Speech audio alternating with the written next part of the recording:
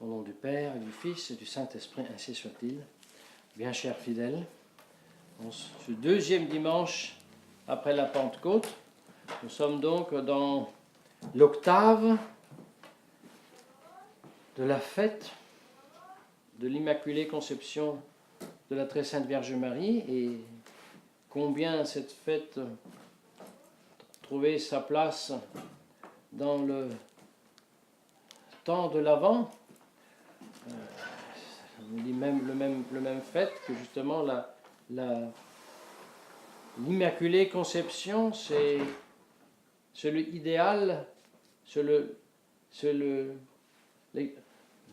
l'état parfait que certainement nous ne pouvons jamais atteindre clairement. Parce que la Très Sainte Vierge Marie, à la différence de tous les autres baptisés, n'a pas été purifiée du péché originel, mais elle a été préservée dès le premier instant de son existence.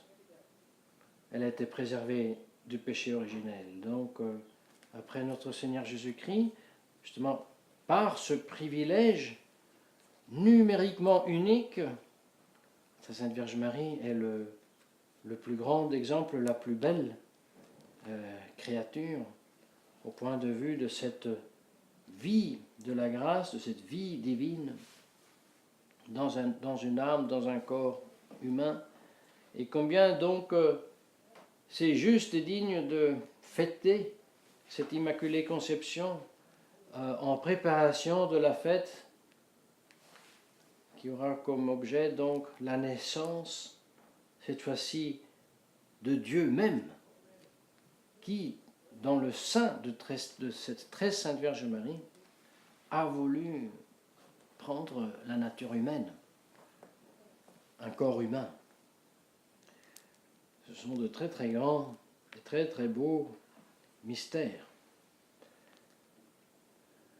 Toutefois, l'accès à ce mystère est seulement donné à qui se ouvre à la grâce et par conséquent nécessairement se retire et d'une certaine manière se ferme, s'éloigne du monde.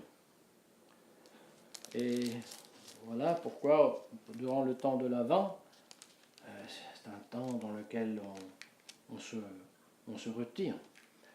On prie plus que d'habitude. On évite le bruit du monde, les fêtes, les amusements, pour appliquer notre esprit à ces choses surnaturelles, à ces choses du ciel. Et on applique notre esprit et notre corps et notre comportement à exercer aussi la charité fraternelle, c'est-à-dire la façon de nous rapporter les uns aux autres.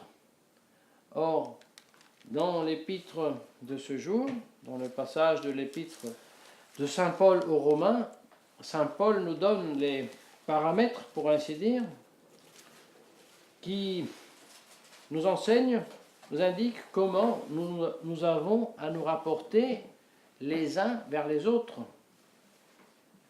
Alors, il s'agit d'expressions très simples, très brèves, très courtes aussi, mais lorsqu'elles sont un petit peu vues de plus proche, on se rend compte que ce n'est pas du tout si facile et si immédiat de vivre ensuite, dans la réalité, cette exigence d'être semblable au Christ. Alors il dit, Saint Paul, que le Dieu de l'espérance, de la consolation, vous concède d'avoir les uns vers les autres des sentiments de concorde, à l'exemple de Jésus-Christ, afin que d'un seul cœur et d'une seule bouche, unanimement, vous glorifiez Dieu et le Père du Seigneur, de notre Seigneur Jésus-Christ.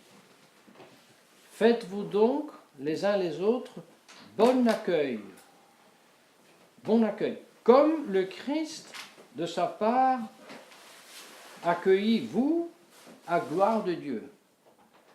Oui, lu comme ça, ce sont on pourrait dire, de belles phrases, des phrases pieuses, des phrases, oui, mais elles sont belles, elles sont pieuses, mais elles sont le reflet d'une réalité. Cette réalité qu'ensuite les rend aussi belles et pieuses, mais la réalité est que le Christ nous a accueillis pour la gloire de Dieu. Vous savez, ça veut dire beaucoup de choses, parce que le Christ est Dieu, la deuxième personne de la très sainte Trinité.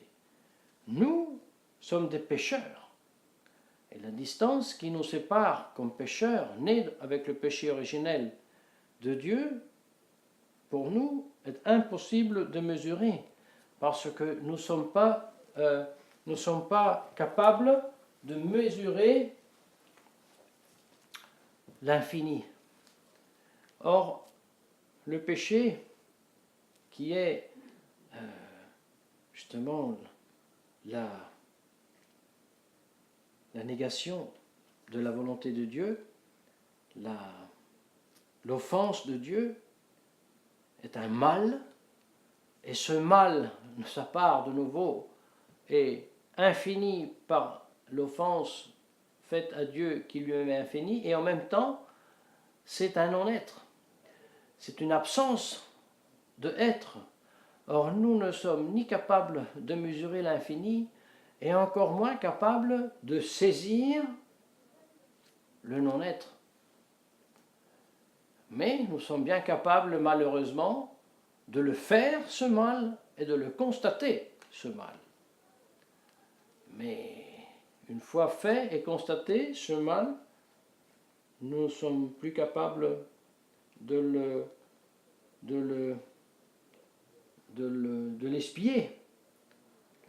J'entends le péché originel, le péché grave.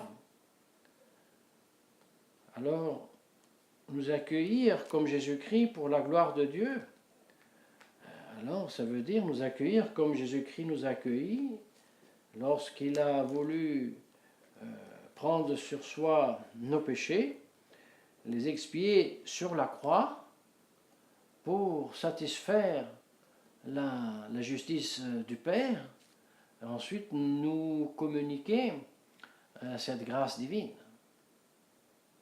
Mais voyez, rien que pour saisir cette réalité si belle et si pieuse, il faut que notre âme soit prédisposée, soit capable de recevoir, d'accueillir cette réalité.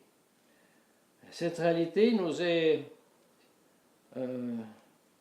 indiquée dans l'évangile de ce jour, lorsque Saint Jean-Baptiste envoie ses disciples à demander à Jésus-Christ si c'est lui qui doit venir ou si c'est un autre qu'ils doivent attendre. La réponse de notre Seigneur Jésus-Christ, où il énumère les miracles, dites à Saint Jean, à Jean, ce que vous avez vu, ce que vous avez ouï. Donc les aveugles voient, les paralytiques marchent, les lépreux sont purifiés, les sourds ont récupéré l'ouïe, les morts ressuscitent, et voilà un grand moment qui s'ajoute. Aux pauvres est annoncée la bonne nouvelle. Alors là, il s'agit de comprendre de quoi il s'agit. Jésus-Christ a prêché aussi aux riches. Pourquoi il dit ici aux pauvres a été annoncée la bonne nouvelle? C'est dit parce qu'il s'agit de la pauvreté spirituelle, mais non pas la pauvreté spirituelle du pauvre pécheur qui a perdu la grâce divine, mais la pauvre spirituelle de la béatitude de la pauvreté, de celui qui est pauvre en esprit par béatitude, c'est-à-dire qu'il est pauvre en esprit de créature et riche par conséquent en esprit de Dieu. Les pauvres en esprit sont donc les riches en Dieu, et ce sont ceux qui sont capables de recevoir la bonne nouvelle, parce que pour recevoir la bonne nouvelle, il faut non pas seulement être pauvre en esprit, mais il faut avoir aussi la béatitude de la piété. Il faut avoir la béatitude de la piété qui désire le règne de Dieu. Il faut avoir la béatitude de la science qui se rend compte de cette distance infinie qui y a entre le péché et